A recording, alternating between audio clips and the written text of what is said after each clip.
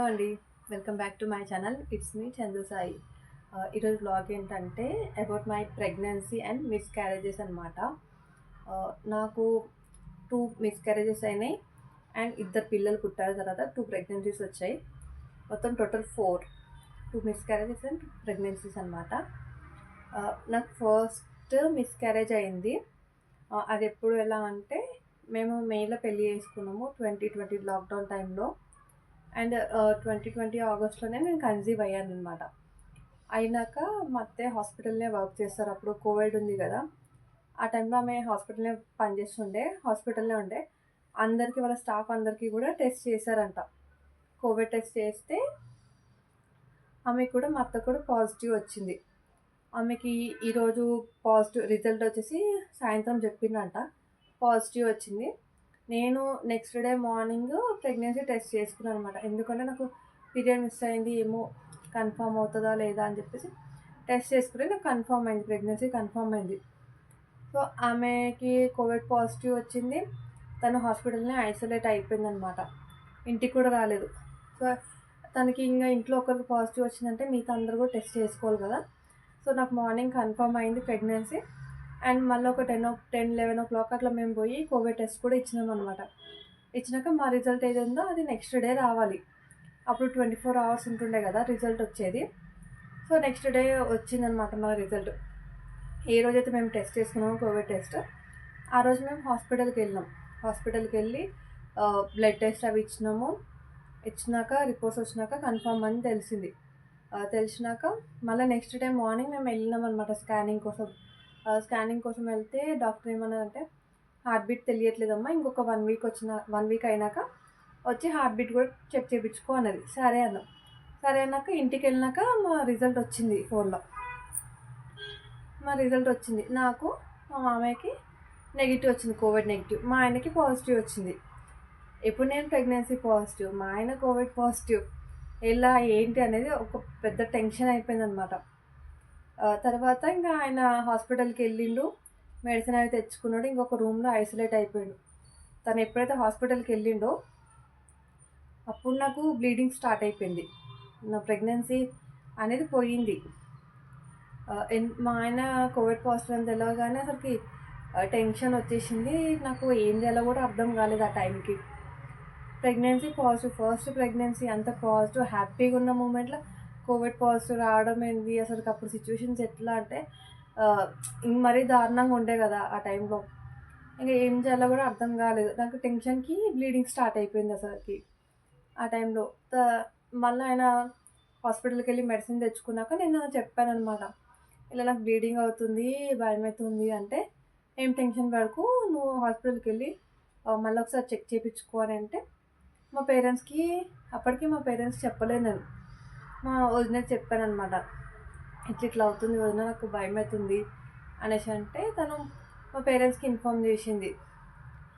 తనకి టెన్షన్ వస్తుందంట, బ్లీడింగ్ అవుతుందంట, ఇట్లా ప్రెగ్నెన్సీ కన్ఫర్మ్ అయిందంట అంటే, సరే అని మా పేరెంట్స్ కూడా వచ్చింది. మా పేరెంట్స్ వచ్చినాక గవర్నమెంట్ హాస్పిటల్‌కెళ్తే తను చెక్ చేసి ఒక ఇంజెక్షన్ చేసిందనమాట ప్రెగ్నెన్సీ నిలబడడానికి. మళ్ళా అసలుకి అవ్వట్లేదు. నేనేమో మదీనాగూడలో చూపించుకున్న హాస్పిటల్‌లో. చూపించుకున్నాక నాకింకా పెయిన్ ఎక్కువైపోతుంది.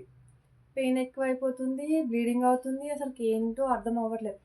మా ఆయన ఇంకొక డబుల్ బెడ్‌రూమ్ ఉండే మాకు.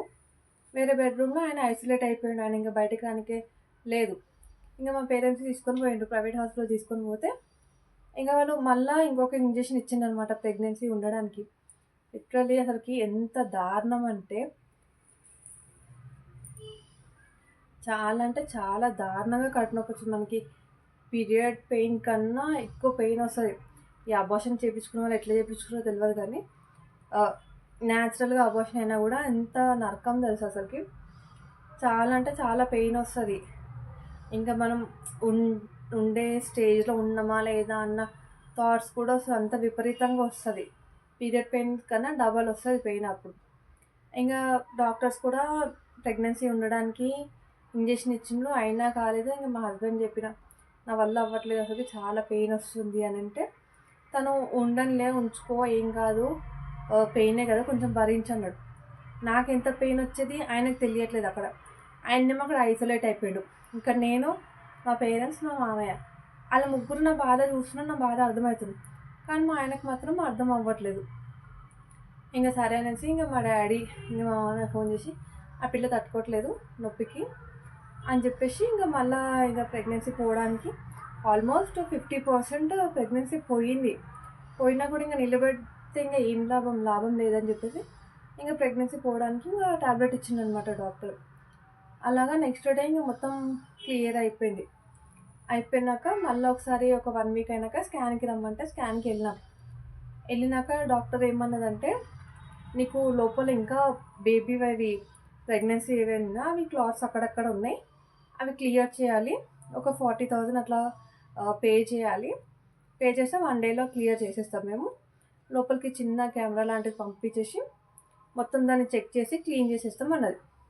అన్నాక 40,000 ఇప్పుడు 40,000 ఎలా పెట్టాలి అని చెప్పేసి తనేంటంటే ఒక 40,000 అట్లా పే చేయండి. పే చేస్తే మేము మొత్తం క్లియర్ చేసేస్తాం. మీకు స్టమక్‌లో ఏముందో అదంతా క్లీన్ చేసేస్తాం. క్లీన్ చేసేసినాక మళ్ళీ మీకు నెక్స్ట్ ప్రెగ్నెన్సీ ఏదైతే ఉందో దానికి ఏ ప్రాబ్లమ్ లేకుండా ప్రెగ్నెన్సీ వస్తుందని చెప్పేసి అన్నదామె. మా హస్బెండ్కి ఫోన్ చేసి చెప్పిన, "ఇట్లా 40,000 పే చేయాలంట. 1 డేలో క్లీన్ చేసేస్తారంట అంతా" అంటే, "ఇప్పుడు అంత రిస్క్ అవసరమా" అనేసి అన్నాడు ఆయన. అంటే ఏమో మరి ఇట్లా చెప్తున్నారు. మళ్ళీ డాక్టర్ ఏమన్నదంటే, "నీకు ఇంకొక ప్రెగ్నెన్సీ వస్తుందో రాదో తెలియదమ్మా. ప్రెగ్నెన్సీ రావడానికి ఛాన్సెస్ అయితే లేవు. అది మొత్తం క్లీన్ చేస్తేనే ప్రెగ్నెన్సీ వస్తుంది. క్లీన్ చెప్తే అసలు ప్రెగ్నెన్సీయే రాదు నీకు" అని చెప్పేసింది. సరే అని మేము వదిలేసాం. సరే వస్తే రాని, లేకపోతే లేదు. ఇప్పుడు మళ్ళీ అదంతా పెయిన్ కూడా ఇప్పుడు పడ్డ పెయినే తట్టుకోలేకపోతున్నా. మళ్ళీ అది కూడా పెయినా అని చెప్పేసి నేను చేయించుకోలేదు. మా ఆయన కూడా వద్దు అన్నాడు. అన్నాక వాళ్ళు ఇచ్చిన మెడిసిన్స్ తీసుకొని వచ్చినాక నెక్స్ట్ మంత్ అలా పీరియడ్స్ అయినాయి. నార్మల్గానే అయిపోయింది. ఒక 3 months పీరియడ్స్ కంప్లీట్ అయినాక మళ్ళీ నాకు డిసెంబర్లో కన్సీవ్ అయినా నేను. డిసెంబర్ 25th అలా నాకు పీరియడ్ మిస్ అయింది. నేను జనవరిలో అట్లా ఆఫ్టర్ 45 days చెక్ చేసుకుంటాం కదా. పీరియడ్ మిస్ అయినాక 1 month పీరియడ్ మిస్ అయినాక చెక్ చేసుకుంటే పాజిటివ్ వచ్చింది. నాకు మా ఆయనకి ఫ్యూజ్లు ఎగిరిపోయినాయి. డాక్టర్ అసలు ప్రెగ్నెన్సీయే రాదు అని చెప్పింది. ప్రెగ్నెన్సీ వచ్చింది ఇప్పుడు అని చెప్పేసి మళ్ళీ వేరే హాస్పిటల్కి వెళ్తే మా ఫ్రెండ్ వాళ్ళ మమ్మీ అందరినీ వర్క్ చేస్తారనమాట. ఆంటీ దగ్గరికి వెళ్ళి, "ఆంటీ ఇట్లా సిచ్యువేషన్ అయింది. అసలు డాక్టర్ ప్రెగ్నెన్సీ రాదని చెప్పింది. ఇప్పుడు నాకు ప్రెగ్నెన్సీ వచ్చింది, కన్ఫర్మ్ అయింది మార్నింగ్" అంటే మళ్ళీ ఆంటీ బ్లడ్ టెస్ట్ అవన్నీ చేయించినాక కన్ఫర్మ్ అయిపోయిందనమాట. కన్ఫర్మ్ అయినాక మేము అసలుకి హ్యాపీ అయిపోయినాం. డాక్టర్ అప్పుడేమో అసలు ప్రెగ్నెన్సీ రాదని చెప్పింది, ఇప్పుడేమో ప్రెగ్నెన్సీ వచ్చిందని చెప్పి. అలా ప్రెగ్నెన్సీ కన్ఫర్మ్ అయినాక 21 కన్ఫర్మ్ అయింది. 22కి మా పాప పుట్టింది. 21 జాన్లో అట్లా కన్ఫర్మ్ అయింది. 21 సెప్టెంబర్లో పెద్ద పాప పుట్టిందనమాట. సెప్టెంబర్ 11కి తను పుట్టింది. తను పుట్టినాక ఒక 1.5 year తర్వాత మళ్ళీ నేను కన్సీవ్ అయినా. 1.5 year తర్వాత నేను కన్సీవ్ అయినా. అప్పుడు మా ఊర్లో మా పిన్ని వాళ్ళ మనవడిది ఫంక్షన్ ఉంటే వెళ్ళిననమాట. వెళ్ళినాక అప్పటికి నాకు పీరియడ్ మిస్ అయిపోయింది. సరే ఒక 45 days అయినాక చెక్ చేసుకుందామని చెప్పేసి చెక్ చేసుకుంటే ఊర్లో చెక్ చేసుకుంటే పాజిటివ్ వచ్చింది. మా ఆయనకి చెప్పిన, పాజిటివ్ వచ్చింది నాకు. ఆయన ఉండి, "ఇప్పుడు అవసరమా, పాప చిన్నగా ఉంది, వద్దులే" అంటే నేనుండన్నా ఆల్రెడీ ఫస్ట్ టైం మిస్‌క్యారేజ్ అయినప్పుడే డాక్టర్ అసలు ప్రెగ్నెన్సీ రాదు అని చెప్పింది. అలాంటప్పుడు పాప పుట్టింది. మళ్ళీ ఇప్పుడు వచ్చినాక ఇంకెందుకు కావాలని తీపించుకోవడం, ఉండనులే అని చెప్పిన. అట్లా చెప్పిన. పొద్దున్న చెక్ చేసుకున్న, ఆఫ్టర్నూన్ కల్లా మళ్ళీ బ్లీడింగ్ స్టార్ట్ అయింది. అసలుకి ఆ రోజు ఎంత దారుణంగా ఏడ్చిన అంటే, బ్లీడింగ్ అప్పటికి మా డాడీకి తెలియదు నాకు ప్రెగ్నెన్సీ కన్ఫర్మ్ అయింది, బ్లీడింగ్ వస్తుంది. మా మమ్మీకి మా అక్కకి చెప్పిన, "ఇట్లా బ్లీడింగ్ అవుతుంది మమ్మీ" అంటే, "మమ్మీ హాస్పిటల్కి వెళ్ళు" అన్నది. "ఉండనులే, మళ్ళీ ఎందుకు, ప్రాబ్లం అవుతుంది, ఇప్పుడు డాడీకి చెప్పినా మళ్ళీ తిడతాడేమో, పాప చిన్నగా ఉంది కదా అనేసి అంటాడేమో" అని నేను అలా చెప్పలేదు. స్టమక్ పెయిన్ ఎక్కువైపోయింది. బాగా ఎక్కువైపోయినాక 6 o'clock అట్లా డాడీ చెప్తే మరి మార్నింగ్ నుంచి చెప్పింటే అయిపోతుండే కదా అనేసి అన్నాడు. అనేసి వేరే ఊళ్ళో హాస్పిటల్కి ఉంటే హాస్పిటల్కి వెళ్ళేసి చెక్ చేయించుకుంటే ఆమె ఇంజెక్షన్ ఇచ్చేసింది ఆల్రెడీ. "ఏం లేదమ్మా, మొత్తం అసలుకి మొత్తం ఎక్కడంటే అక్కడ బ్లడ్ క్లాటింగ్స్ లాగా ఉన్నాయి అంతే. ప్రెగ్నెన్సీ కన్ఫర్మ్ అయింది అంటున్నావు కదా పొద్దున. ఇప్పుడు నాకు ఇక్కడ ప్రెగ్నెన్సీ అనేది ఏం కనిపించట్లేదు. అక్కడక్కడ క్లాట్స్ అయితే ఉన్నాయి అని చెప్పేసి ఒక ఇంజెక్షన్ ఇచ్చింది. ఆ ఇంజెక్షన్ ఇచ్చినాక అసలుకి ఎంత పెయిన్ అవుతుందంటే అసలుకి ప్రెగ్నెన్సీ పోయినప్పుడైతే దారుణంగా అసలుకి ఫస్ట్ టైం నా ప్రెగ్నెన్సీ పోయినప్పుడు ఎంత నొప్పి వచ్చిందో సెకండ్ టైం కూడా అంతే పెయిన్ అయింది బాగా అసలుకి. ఎవరైనా అబార్షన్ చేయించుకోవాలనుకుంటే ప్లీజ్ అబార్షన్ అయితే చేయించుకోకండి. ఎందుకంటే 9 నెలలు మోసి కనుడు వేరే ఉంటుంది. ఒక్కరోజు ఆ నొప్పి భరించడం అయితే చాలా దారుణం. పీరియడ్ పెయిన్స్ కన్నా ఎక్కువ వస్తాయి.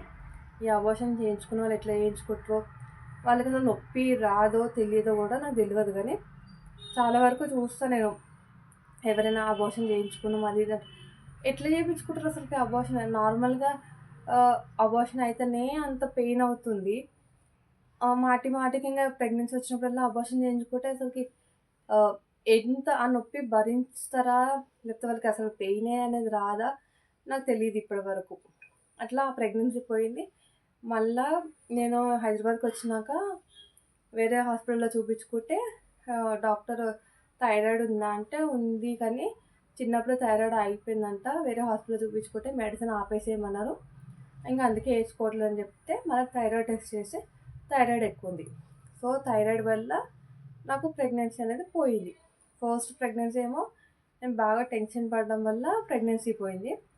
థర్డ్ ప్రెగ్నెన్సీ ఏదైతే ఉందో అది నేను థైరాయిడ్ ప్రికాషన్ తీసుకోకపోవడం వల్ల ఆ ప్రెగ్నెన్సీ పోయింది. అది పోయినాక మళ్ళీ ఒక 3 months 4 monthsకి మళ్ళీ నా చిన్న పాప కడుపులో పడిందనమాట. అది కూడా ఇప్పుడు 2024లో 23లో కన్ఫర్మ్ అయినా 24లో మా పాప పుట్టింది, చిన్న పాప. ఇంకా అంతే. కానీ మిస్క్యారేజెస్ అయితే మాత్రం నిజంగా చాలా అంటే చాలా టార్చర్ ఉంటుంది. ప్లీజ్ ఎవరైనా అబార్షన్ చేయించుకోవాలనుకుంటే మాత్రం చేయించుకోకండి.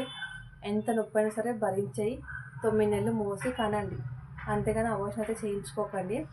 న్యాచురల్గా అబార్షన్ అవ్వడం వేరు. ఎంత ఉంచుకోవాలని నేను అనుకున్నా కూడా ఆ 2 ప్రెగ్నెన్సీస్ పోయినాయి అనమాట. తర్వాత నాకు ఇద్దరు పిల్లలు పుట్టిండ్రు. ఫస్ట్ ప్రెగ్నెన్సీ పోయింది, సెకండ్ ప్రెగ్నెన్సీ ఉంది, థర్డ్ ప్రెగ్నెన్సీ పోయింది, అండ్ మళ్ళీ ఫోర్త్ ప్రెగ్నెన్సీ ఉంది. ఇప్పుడు మిస్క్యారేజెస్ అవుతాయి, పిల్లలు పుట్టరు అన్న ఆలోచన అయితే ఉంచుకోకండి. ఎందుకంటే పాజిటివ్గా మనం ఉన్నామనుకో, దేవుడు మనకి ఎప్పుడు ఇవ్వాలో అప్పుడే ఇస్తాడనమాట. Thank you for watching my videos. Thank you.